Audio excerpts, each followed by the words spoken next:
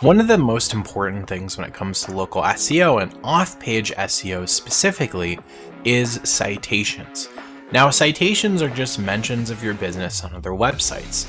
It really is one of those terms that's been overcomplicated in the SEO space.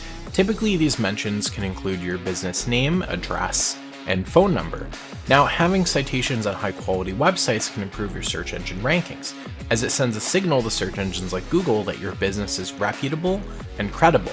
However, it's important to note that not all citations are created equal.